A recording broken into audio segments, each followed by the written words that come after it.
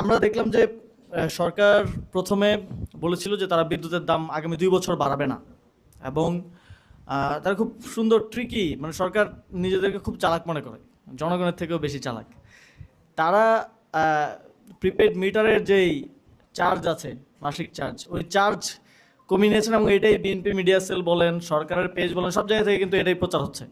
কিন্তু at a time তারা বিদ্যুতের দাম বাড়িয়ে দিয়েছেন এবং সেটা সিগনিফিকেন্টলি অনেক বেশি, যেই চার্জ, প্রিপেড মিটারের চার্জ আপনাকে মানে মৌকুফ করা হচ্ছে এখন।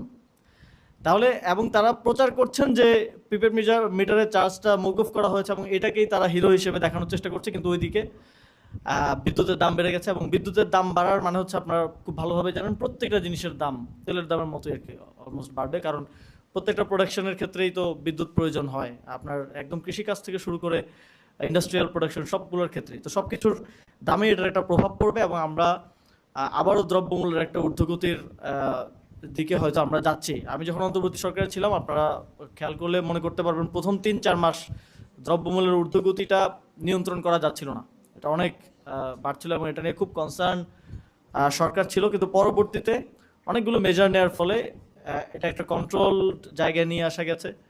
আমাদের মুদ্রার মান হ্রাস পাওয়ার জায়গাটা একটা কন্ট্রোল জায়গায়, ডলারের দাম 127 থেকে 122-123-এ নিয়ে আসা গেছে। আমি জানি না এখন সেটা আবার বাড়বে কিনা সামনে। তো বিদ্যুতের দাম বৃদ্ধি করা হয়েছে, দ্রব্যমূল্যের ঊর্ধ্বগতি হবে। আমরা আশা করব যে সরকার এটা নিয়ে কোনো মেজার নিবে, যাতে করে এটার খারাপ ফলাফলটা আপনাকে আমাকে সাধারণ ভোক্তাদেরকে ভোগ করতে না হয়।